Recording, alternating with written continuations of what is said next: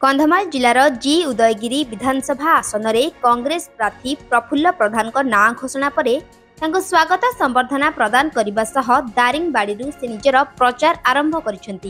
दारिंगबाड़ी शिव मंदिर छकठारू निज निज समर्थकों नहीं प्रचार आरंभ करी 3 छक मुख्य बजार एवं 4 छक पर्यंत आसी एक सभारे कांग्रेस को भोट देवाकू अनुरोध कर बीजेपी बीजेडी को प्रत्याख्यान करने अनुरोध करने सह कांग्रेस ग्यारंटी संपर्क में लोकों को बुझाई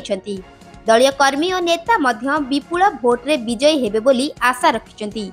एही स्वागत संबर्धना कार्यक्रम में महिला नेत्री सिमिला राणी पडरा, श्याम घन प्रधान, संतोष दिगाल प्रमुख सामिल होइथिले। मो प्रति जो आपण माने लोक मान देखुचंती तांगर स्नेह प्रेम मो प्रति थिबारु एवं बीजेपी सरकार को प्रत्याख्यान करिया पई से माने इथे सम्मिलित होई थिबारु मु बेसी खुशी एवं आमे निश्चित भाव में एमपी एवं एमएलए सारा ओडिसा रे सरकार गठन करे पई जीति एवं आमर दुई जनकर मध्य इथे निश्चित भाव जीतियार संभावना रही। कौन कहबे आपनकर बयस अपराह्न हेलानी किंतु आपनकर जोश एबे भी अछि कांग्रेस रे कौन कहबे? मो दीर्घ काल कांग्रेस रे रहिछि एवं जनसाधारण मते भी मनोनीत करछथि जनसाधारण को सेवा करिछि एवं वर्तमान मध्ये 10 वर्ष पर्यंत मु लोक मान सेवा करिया पाए मन रे बहुत उत्साह उद्दापना जड़ित होइछि। राहुल गांधी को न्याय यात्रा अरनत चली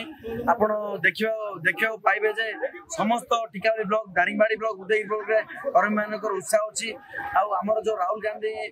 एवं शरद पट्टनायक नेतृत्व रे जो आम 10टा मुद्दा रही इलेक्ट्रिक बिल मागणा 200 यूनिट फ्री युवक युवकी 5 लाख युवक युवती चाकरी व्यवस्था एवं आमर चाषी मान 2000 टंका भत्ता विभिन्न प्रकार एभली 10टी सब आमर रही से मुद्दा को नहीं आम जीवदे निर्वाचन मंडल 10,000 रु 15,000 भोट रे एथर विजय हासिल करू। प्रफुल्ल चंद्र प्रधान होचंदी से एक्स चेयरमैन थिले